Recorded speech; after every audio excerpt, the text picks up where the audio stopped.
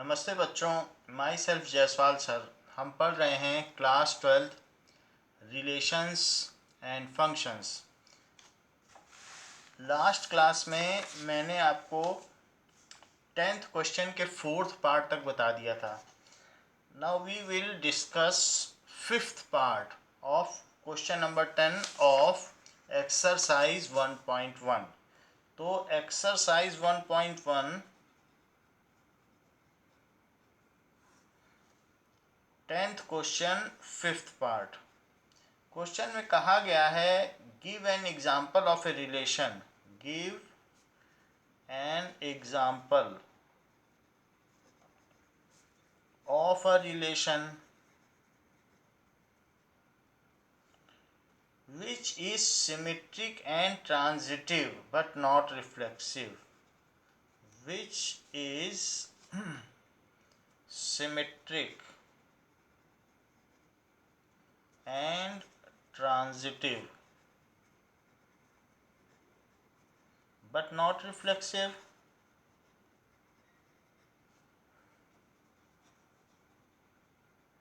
तो ऐसी बात पूछी गई है कि रिफ्लेक्सिव ना हो, ऐसा एग्जाम्पल दो। नाउ तो इसका एग्जाम्पल क्या है? Let A is equal to 1 2 3 and a relation R in A is given by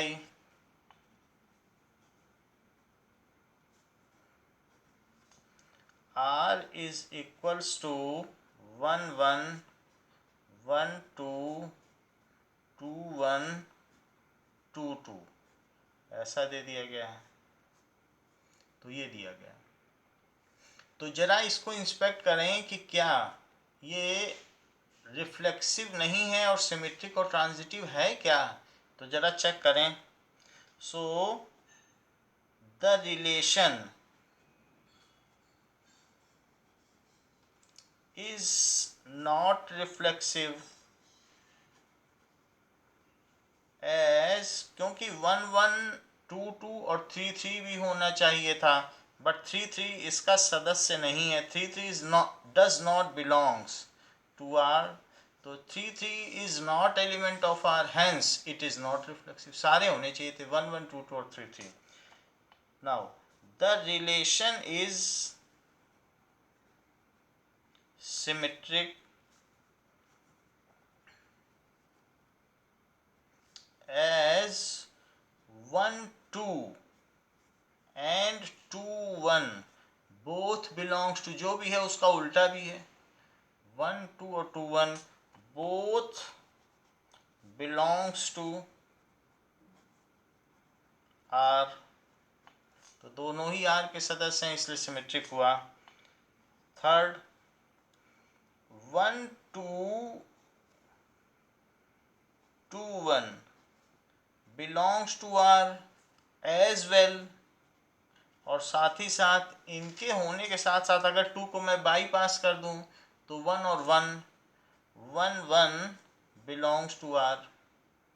और साथ ही साथ जरा इसको उल्टा लिख के देखें, 2 1 कॉमा 1 2, शफलिंग कर दी, इसको पहले इसको बाद, बिलोंग्स टू आर। अब बीच में 1 को बाईपास करो, as well 2 2 belongs to R. तो हमने देखा कि ट्रांजिट कर रहा है रिलेशन पहले से आखिरी पर, तो वो सारे एलिमेंट्स इसमें मौजूद हैं, तो इसलिए so the relation is transitive. So the relation is transitive, तो इसलिए ये रिलेशन ट्रांजिट भी कर रहा है। तो जो चीज़ पूछी गई है वो बता दी गई है। Now let us come to example number 5 करते हैं।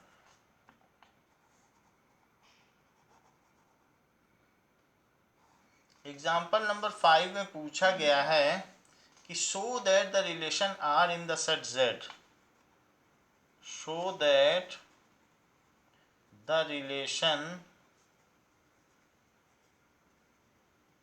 Are in the set z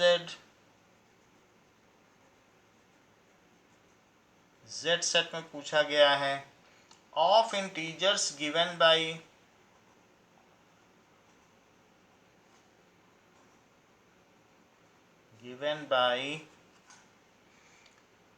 r is equals to ab such that 2 divides a minus b, 2 divides a minus b, ये रिलेशन दिया गया है is an equivalence relation, is an equivalence relation.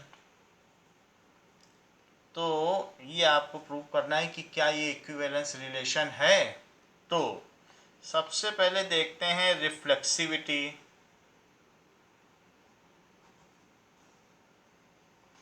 Reflexivity देखें तो reflexivity में A belongs to R, for every A belongs to Z, हर एक A जो कि जेड का मेंबर हो यानी इंटीजर का मेंबर हो उसके लिए ए आर का सदस्य हो सकता है एज जो A minus A is divisible by zero. A minus A क्या होता है बताओ? ज़ीरो ही तो होता है। इज डिविजिबल बाई टू, या ये कहा जा सकता है कि zero is divisible by two. इसका मतलब क्या हुआ कि two divides zero, two zero को डिवाइड कर सकता है। तो यानी ज़ीरो अपॉन टू एक इंटीजर है। किसी भी चीज़ को अगर डिवाइड करने पे एक इंटीजर आ जाए तो कहा जाता है कि वो चीज़ ज़ीरो है, तो वो चीज़ क्या कहते हैं? डिविजिबल होती है। तो इससे क्या पता चल रहा है कि टू डिवाइड्स ए माइनस ए या ज़ीरो। सो इससे क्या इम्प्लाई होता है कि relation is reflexive, relation is reflexive हो गया क्योंकि हर सदस्य आ सकता है, उनका डिफरेंस ज़ीरो होगा और वो टू से डिविजिबल होगा, टू डिवाइड्स ज़ीरो। अब जरा चेक करो कि इसकी सिमेट्रिसिटी,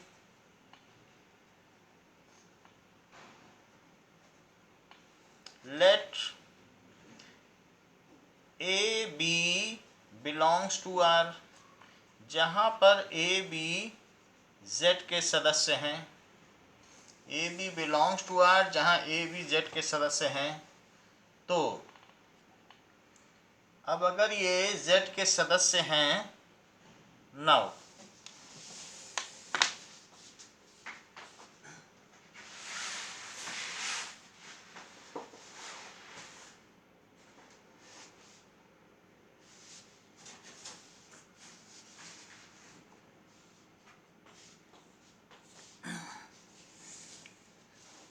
तो इसका क्या मतलब है? इसका मतलब हो गया कि a minus B is divisible by two, यानी two divides A minus B. सीधी सी बात है, ये सदस्य है तो उससे हम कंक्लूड कर सकते हैं। इससे ये भी कंक्लूड कर सकते हैं कि b minus A is divisible by two, यानी टू डिवाइड्स b माइनस ए। और इससे ये भी कंक्लूड कर सकते हैं कि b comma A belongs to R. तो इसके होने से ये पाया गया। तो इससे पता चलता है सो relation is symmetric, so relation is symmetric, इसलिए रिलेशन सिमेट्रिक हो गया। बात आती है ट्रांजिटिविटी की। सो ट्रांजिटिविटी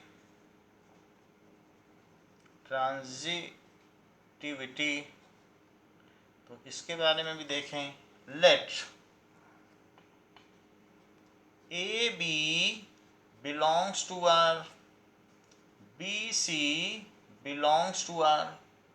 तो इस जहाँ पर A B C belongs to Z, ये जेड को फॉलो करते हैं।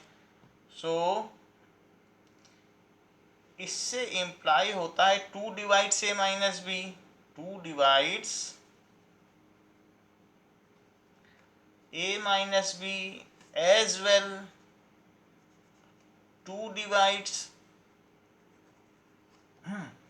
b माइनस सी। इससे ये भी पता चलता है a माइनस बी को भी डिवाइड करता है। तो ये चीज़ कही जा सकती कि 2 अगर डिवाइड करता है तो 2a माइनस बी का फैक्टर हुआ, तो a माइनस बी का फैक्टर 2 होगा। इसे आप चाहे 2m बोल दें, मतलब 2 तो फैक्टर होगा ना जब 2 डिवाइड कर रहा है। और यहाँ पर एक m इंटीजर है, 2 से डिवाइड किया, एक इंटीजर m आ गया। अब देखो and b minus C is equal to 2n, तो 2 से इसको डिवाइड करो, n एक इंटीजर आ गया। डिवाइड कोई भी चीज़ होगी पूरी तरह से तो इंटीजर ही आएगा। जहाँ पर mn बिलोंग्स टू इंटीजर, सीधी सी बात है। अब इन दोनों को ऐड कर दो, तो ऐड करने से क्या होगा, इन दोनों को ऐड करने से क्या इम्प्लाई होता है कि a minus B plus B minus C is equal to 2m plus 2n।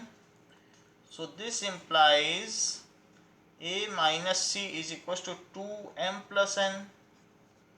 This implies a minus c is equals to 2q, where q belongs to integer, जहाँ q इंटीजर है। सो इससे क्या इम्प्लाई होता है कि 2 डिवाइड्स a माइनस सी, और इससे क्या इम्प्लाई होता है कि ए सी बिलोंग्स टू आर। तो हमने देखा कि ए बी और बी सी थे और ए सी पाया गया, so relation is transitive. So relation is transitive. As relation is reflexive, symmetric and transitive, so the relation is equivalence relation. As relation is reflexive, symmetric and transitive, so it is equivalence relation, इसलिए ये equivalence relation हुआ। अब जरा देखें कि ये तो बात हो गई इक्विवेलेंस रिलेशन की। तो ये जो रिलेशन दिया गया था कि 2 डिवाइड्स a माइनस बी, ये रिलेशन दिया गया था कि 2 डिवाइड्स a माइनस बी, तो ये रिलेशन एक इक्विवेलेंस रिलेशन हुआ। अब इसमें हम जो z है, अब आगे की एक बड़ी बात बताने जा रहा हूँ। So if any relation is equivalence relation, then the set can be split into various equivalent classes. जरा देखें कि नाउ यहाँ पर सवाल पूरा हो गया है। अब देखिए कि z में अगर हम ऐसे कर दें तो कुछ ऐसे इक्विवेलेंस रिलेशन हम बना सकते हैं कि मान लीजिए z को ऐसे लिख दिया जाए कि -4 -2 0 +2 +4 ऐसे करते लिख दिया जाए, और फिर इसका यूनियन कर दिया जाए किसके साथ, तो -3 -1 और +1 +3 ऐसे हमने इसका यूनियन कर दिया। तो ये पूरा इंटीजर हो गया, पूरे इंटीजर का सेट। अब जरा देखो क्या इसके सभी मेंबर a माइनस बी, अगर कोई भी दो पिकअप कर लें, ये ले लें, ये ले लें, तो क्या उनका डिफरेंस 2 से डिविजिबल है? तो हाँ है, आप कोई भी दो ले लो। जैसे -4 -2 तो -2 आएगा, वो 2 से डिविजिबल है। कुछ भी ले लें आप, क्योंकि ये सारे इवन हैं, तो इवन नंबर का जो डिफरेंस होता है वो भी इवन आएगा और वो 2 से डिविजिबल होगा। अच्छा, यहाँ पे हमने सारे क्या ले लिए, यहाँ सारे हमने ऑड ले लिए, और ऑड का डिफरेंस भी इवन आता है। देखो -1 -1 तो -2 आया, 2 से डिविजिबल है। यानी ये जो चीज़ हो गई, जिस इक्विवेलेंट रिलेशन की बात हम कर रहे थे, हमने अपने z जो कि सेट था उसको ऐसा स्प्लिट कर दिया कि ये दोनों इक्विवेलेंट क्लास बन गई। इसका हर मेंबर से रिलेटेड है। तो ये एक क्लास बन गई और ये दूसरी क्लास बन गई। तो इसको कहेंगे इक्विवेलेंट क्लास। और ये भी क्या हो गई, ये भी एक इक्विवेलेंट क्लास हो गई।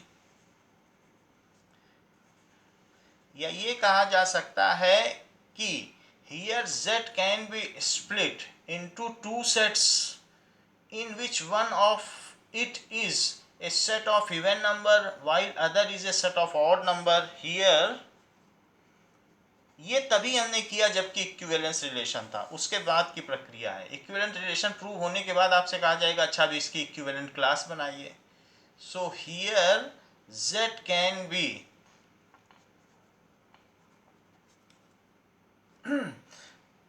split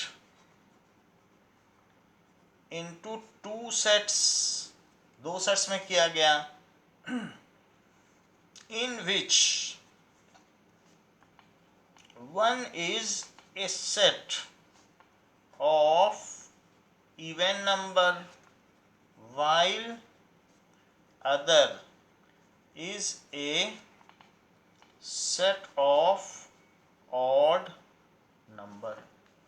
ये हमने देख लिया। तो जेड को हमने दो पार्ट्स में स्प्लिट कर लिया है। अच्छा, each member of even number is related to any other member. Each member of even number, वो एक इक्विवेलेंट क्लास है, is related to any other member of that class. उसी क्लास में आपस में सब रिलेटेड है। ये similarly each member of odd number is related to any other number of equivalent class. यहाँ भी देखो, similarly each member of odd number set is related, क्योंकि उनका डिफरेंस 2 से डिविजिबल होगा। किसी को भी करके देख लो, माइनस करके, -3 माइनस -1, सो -3 + 1 हो जाएगा, तो -2 आ जाएगा, 2 से डिविजिबल है। Is related to any other member of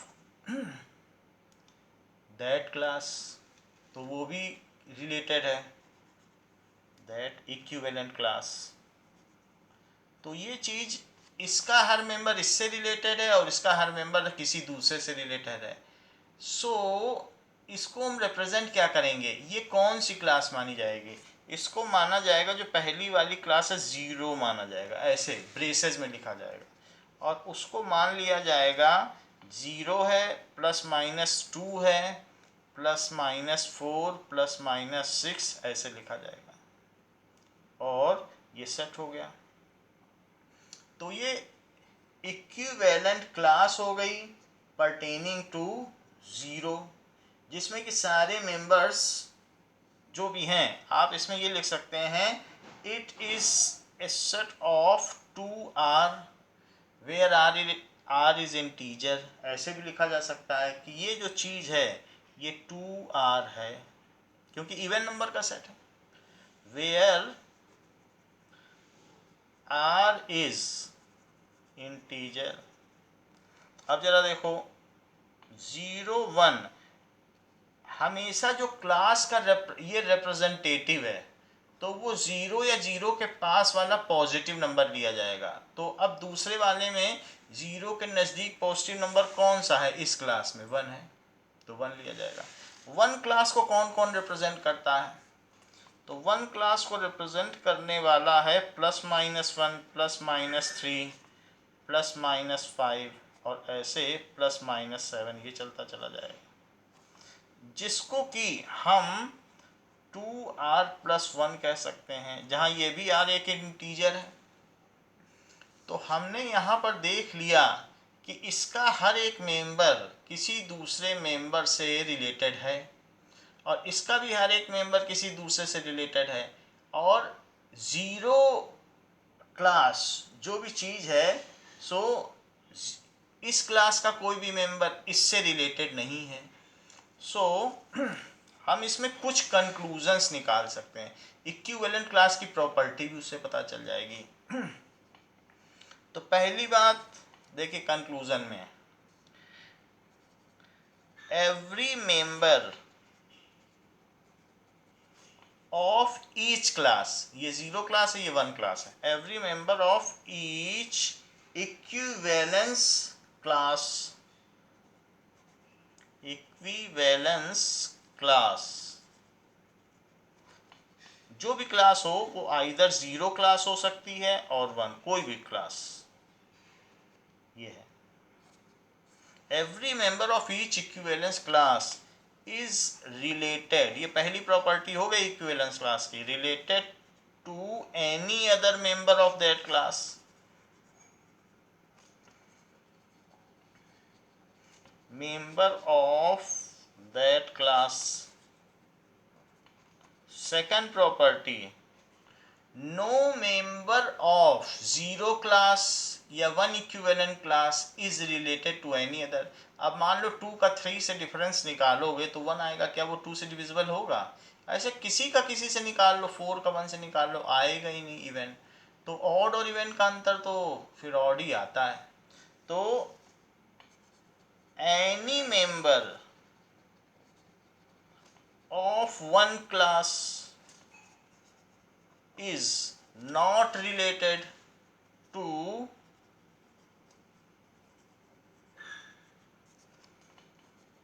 any member of other class, यानी एक क्लास का कोई भी मेंबर दूसरी क्लास से रिलेटेड नहीं है। तो ये बात भी सही है, not related to any member of other class. ये इक्विवेलेंट क्लास की प्रॉपर्टी है कि किसी भी क्लास के सारे मेंबर आपस में रिलेट होने चाहिए, तभी इक्विवेलेंट क्लास मानी जाती है, और एक क्लास का कोई भी मेंबर दूसरे से रिलेट नहीं होना चाहिए। जैसे 9th क्लास का बच्चा 10वीं से, 11वीं का 12वीं से, तो आपस में कोई रिलेशन नहीं होता। तो ये इक्विवेलेंस क्लास की प्रॉपर्टी है कि कोई मेंबर एक क्लास का दूसरे से रिलेट नहीं होना चाहिए। और तीसरी प्रॉपर्टी क्या है? थर्ड प्रॉपर्टी है कि जो हमारी क्लास है, एक ज़ीरो क्लास है, तो zero class union one class, ये मिल के Z बन जानी चाहिए। और दूसरी प्रॉपर्टी, zero class intersection one class is equals to 5, यानी जो मेंबर इसमें है उसका कोई मेंबर यहाँ नहीं आना चाहिए। तो ये डिसजॉइंट सेट होने चाहिए, विसंधित समुच्चय, और साथ में इन दोनों का यूनियन वो पूरा Z हो जाना चाहिए। तो ऐसा भी हो जाना चाहिए दैट इज़ एग्जॉस्टिव, तो आपस में पूरा खर्च कर डालें सेट को, तो ये भी होना चाहिए। यदि इन तीनों प्रॉपर्टीज़ को कोई चीज़ फॉलो करती है तो हम उसे इक्विवेलेंट क्लास कह देंगे, लेकिन ये कंडीशन इक्विवेलेंस रिलेशन के बाद आने पर ही लागू होती है। जब इक्विवेलेंस रिलेशन प्रूव हो जाए तब आपसे कहा जा सकता है चलो अच्छा अब इक्विवेलेंट क्लास बनाओ। तो आप ऐसी क्लासेस बनाएं कि जिसमें इस तरीके का आप शो कर सकें। तो 3 चीज़ें हमने बता दी। तो इस चीज़ को जरा हम एक बार और समझें किसी दूसरे क्वेश्चन से। Now, there is a question given, book का ही क्वेश्चन है, तो ये दिखाया गया कि so that the relation R in the Z, so that the relation R in Z of integers given by R is a set of A, B where 3 divides A minus B is equivalence relation.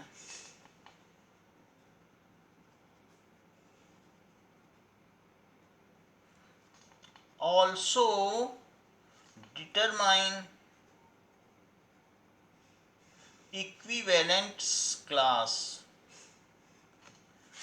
Now also determine equivalence class for this. तो ये चीज़ है कि पहले तो ये बताओ कि ये इक्विवेलेंस रिलेशन है और ये भी शो करो कि क्या क्या इक्विवेलेंट क्लास हैं। तो देखो हम ये पहला पार्ट छोड़ रहे हैं इक्विवेलेंस रिलेशन का, क्योंकि ए तो इसका सदस्य हो ही सकता है, क्योंकि ए माइनस ए 0 होगा और 0 3 से डिविजिबल होगा, तो 3 डिवाइड कर देगा। और अगर ए भी सदस्य है यानी a माइनस बी 3 से डिविजिबल है, तो बी ए भी सदस्य हो सकता है क्योंकि b माइनस ए भी 3 से डिविजिबल होगा, तो ये रिलेशन सिमेट्रिक होगा। और इसी तरीके से अगर ए बी और बी सी सदस्य है तो a minus B is equals to 3m यानी 3 से डिविजिबल है, और b minus C is equals to 3n, तो a minus B plus B minus C is equals to 3m plus 3n, so a minus B is equals to 3 और bracket में m plus n, तो a minus C is divisible by 3, तो transitive भी हो गया। तो it can easily be prove that the relation is equivalence relation. जैसे 2 से किया था बिल्कुल वैसे ही आप इसको 3 से कर लो। सो देखिए, it can easily be proved that above relation is equivalence relation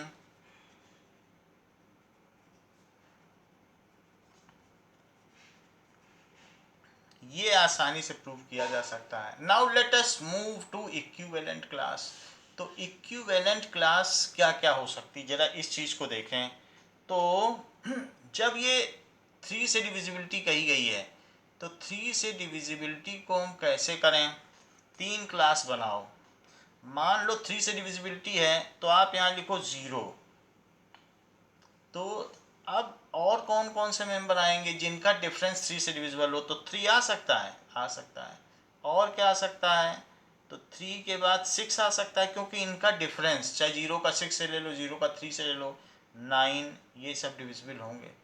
और क्या ले लीजिए, तो जैसे 3 क्लास की बात की गई है ना यहाँ पर 3 से डिविजिबल, तो 3 क्लासेस बनेंगी। जैसे ऐसे चेक करो 0 1 2 ऐसे लिखो 0 1 2 3 4 5 6 7 8 9 10 11, ये 3 क्लास बन गई। अब ऐसे ही 0 है तो यहाँ पर सारे नंबर बस लिखते जाओ। तो इसी तरीके से यहाँ पर आप क्या लिख सकते हैं कि -1, देखो 0 से कम क्या होता है, -1 -2 -3 -4 -5 -6 -7 -8 -9, कॉमा लगा दीजिए सामने।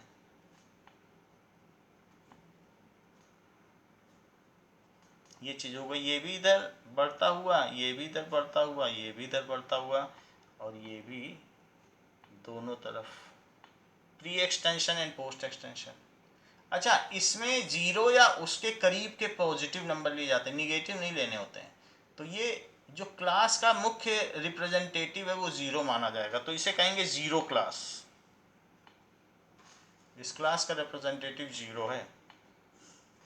इस क्लास का रिप्रेजेंटेटिव कौन है, 0 के आसपास वाला 1, और इस क्लास का रिप्रेजेंटेटिव कौन है, 2। तो हमने 3 क्लास बना दी और इसको सेट में लिख दो।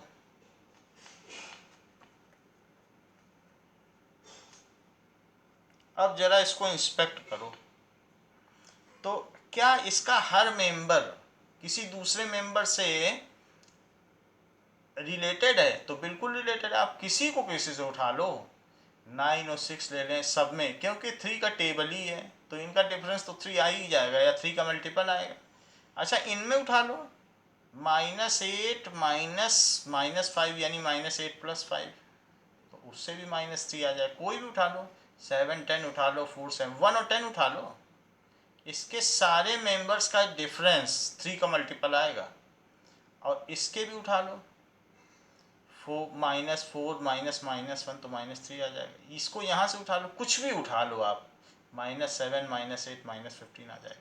तो इस तरीके से हमने क्या देख लिया कि ये जो हमने 3 क्लास बनाई, तो वो जो 3 क्लास है, तो एक तो क्या है ये 3R है, इसको क्या लिख सकते हैं आप, 3R। और ये जरा देखो 3R+1, क्योंकि 4 है। और इसको क्या लिख सकते हैं, 3R+2। बाकी R एक इंटीजर है, इंटीजर आप कुछ भी रख दें सब मिल जाएगा। -1 रख दें तो -1 रखने पर भी ये -1 आ जाएगा। कुछ भी रखोगे, -2 रखोगे तो भी आ जाएगा। 6 में से 2 गया -4। जो भी रखना चाहो रख लो और पा लो। तो मुख्यतया इसको दिखाने की ख़ास ज़रूरत नहीं है, ये आप दिखा देंगे तो आपके नंबर हैं। और ये दिखा दें। अच्छा, लिखा कैसे गया है, बिल्कुल आप ये देखो 0 1 2 3 4 5 ऐसे लिख के 3 क्लास बना दो। अगर 3 से डिविजिबिलिटी है, 4 से डिविजिबिलिटी है तो 0 1 2 3 4 5 6 7 ऐसे बना दो। और फिर यहाँ घटते क्रम में जैसे नंबर लाइन होती है, 0 से पहले -1 -2 -3 -4 ऐसे करके दिखा दो, तो 3 क्लास बन जाती हैं। अच्छा, अब आप इसे जस्टिफाई कैसे करोगे कि these are the 3 class. So above mentioned classes are equivalent classes, इसका जस्टिफिकेशन देना पड़ेगा ना। Above mentioned classes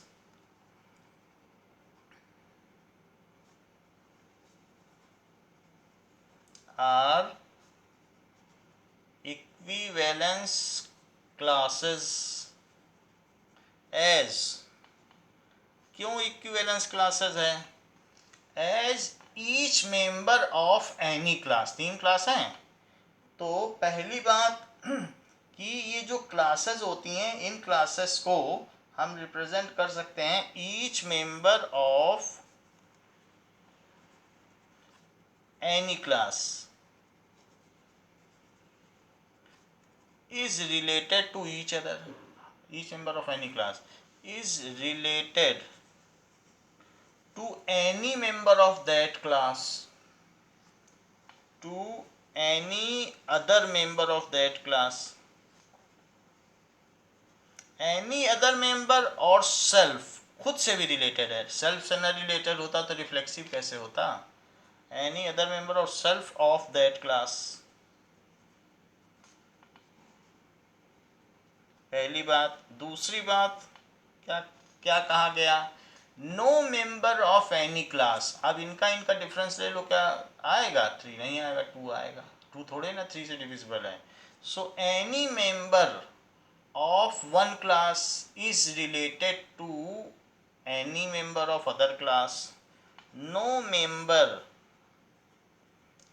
of one class is related to any member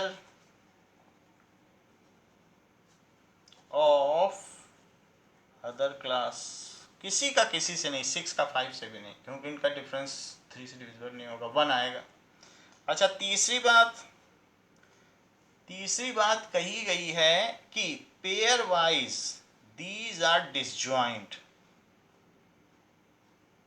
5, क्योंकि इसमें और इसमें कोई कॉमन नहीं है। आप देख लो, एक भी मेंबर कॉमन मिले तो बता दो। और साथ ही साथ 0 का जो 2 से है वो भी डिसजॉइंट है, और 1 का 2 से, 2 क्लास से भी डिसजॉइंट है। तो डिसजॉइंट होना चाहिए, यानी कोई मेंबर दूसरे में ना हो। तो और तीसरी चीज़ क्या है, ये म्यूचुअली एक्सक्लूसिव है, आपस में अपवर्जी है, परस्पर अपवर्जी। एक में अगर कोई एलिमेंट है तो वो दूसरे में उसका होना अपवर्जित है। और दूसरी चीज़ कि एग्जॉस्टिव, ये मिल करके पूरे z को कंज्यूम कर दें, खर्च कर दें, तो ये मिल करके z बनाती हैं, तो एग्जॉस्टिव भी है, पूरा खर्च कर दे रहे हैं सेट, और साथ में म्यूचुअली एक्सक्लूसिव है, यानी डिसजॉइंट सेट्स हैं।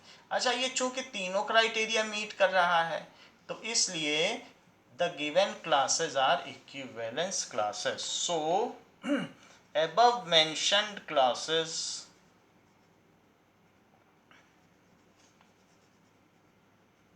are equivalence classes।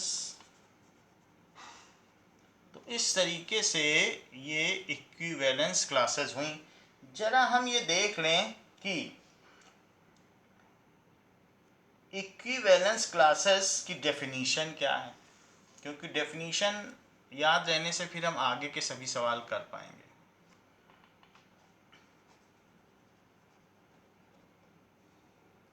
Now definition. So given an arbitrary equivalence relation in an arbitrary set X, given an arbitrary का मतलब यदृक्षया, अपने मन से कुछ एक ले लिया, arbitrary equivalence relation, equivalence relation तो होना ही चाहिए पहले, equivalence relation R in an arbitrary set, arbitrary का मतलब randomly कोई सेट ले लो, सेट x, x में लिया गया। ओके, सो R divides x into mutually disjoint subset AI। R divides, ये जो रिलेशन है ये अपने आप ही उस रिलेशन को जो मानने वाले होंगे वो एक साथ आ जाएंगे, तो आर आर ही तो ये काम करेगा relation. R divides X into mutually disjoint subset A I, mutually disjoint subset A I की बात की गई है। जैसे अभी एग्जाम्पल के तौर पर हमने 0 लिया था, 1 लिया था, तो उसी तरीके से ये है, तो वही चीज़ यहाँ पर कही गई है। सबसेट ए आई, बहुत सारे सबसेट बन जाते हैं कि नहीं, mutually disjoint subset A I called partition और सब डिवीज़न, जिसको मैं इक्विवेलेंस क्लास कह रहा हूँ, आपकी बुक उसको कहती है पार्टीशन सेट्स, कॉल्ड पार्टीशन और सब डिवीज़न। पार्टीशन सेट्स भी कहते हैं और सब डिविजन्स कहते हैं, जैसा कि 11th की प्रोबेबिलिटी चैप्टर में भी आपने इसे पढ़ा है। सब डिविजन्स ऑफ एक्स सेटिस्फाइंग, सो क्या सेटिस्फाई करें कि हमने बताया ना ए आई है पार्टीशन सेट, या ए आई बोलिए या ए आई, जैसे हमने कहा ना ए आई कुछ नहीं है, ये 0 1 यही सब आई हैं, ए आई ए जे ए के, ऐसे बहुत सारे पार्टीशन हम कर लेंगे। तो उस एक्स के, एक्स एक सेट है, तो उस एक्स सेट के ये पार्टीशन सेट्स हैं, ये सब डिविजन्स हैं। तो क्या क्या सेटिस्फाई करें, इनका क्या काम है, क्या सेटिस्फाई करें ये। सो पहली चीज, all elements of A I, all elements of AI are related to each other, are related to each other, सब एक दूसरे से रिलेटेड हों। ऐसा हो सकता है 0 में हमने देखा था सभी 0 से रिलेटेड थे, 1 वाले में सभी 1 से रिलेटेड थे, 2 वाले में सभी 2 से रिलेटेड थे कि नहीं। अभी हमने आपको थोड़ी देर पहले 3 से जो डिवीज़न बताया था कि 3 डिवाइड्स, तो सब आपस में रिलेटेड थे। तो ये हर एक एलिमेंट दूसरे से रिलेटेड था, वही बात कह रहा है कि all elements of A I are related to each other. दूसरी बात, no element of A I is related to any element of A J. No element of A I is related to any element of aj। ai का कोई element aj से relate ना हो, जहां पर i और j अलग अलग हों, तो कोई दूसरे से ना रिलेट हो सके। मेरा कहने का मतलब है कि 1-3 उस रिलेशन के सदस्य नहीं हो सकते, क्योंकि इनमें ऐसा कोई रिलेशन आएगा ही नहीं। 4-6 नहीं हो सकते, क्योंकि वो 3 से डिविजिबल ही नहीं है। तो no element of A I is related to A J. तीसरी चीज कि A I union A J is equals to X. अगर मान लो जो पार्टीशन सेट बनाए उनका यूनियन एक्स होना चाहिए, and A I intersection A J is equals to 5। तो यहाँ पर भी i is not equal to j। देखो, अगर 3 सेट्स होंगे तो तीनों लिखने पड़ेंगे, जैसे 3 से डिविजिबिलिटी में i j k भी आ जाएगा। अगर 2 है तो 2 ही लिखो। तो इस तरीके से सभी का लिखना पड़ेगा। तो ये चीज़ है, सबका यूनियन जो हो वो x हो, और pairwise they are disjoint. तो ये 3 अगर कंडीशन कोई फॉलो करता है तो then the subsets ai are called, then the subset ai are called equivalence classes। equivalence classes, उसको equivalence classes कहेंगे या पार्टीशन सेट कह देंगे। तो इस तरीके से हम ये बात कह सकते हैं कि इक्विवेलेंस क्लास का क्या कॉन्सेप्ट है।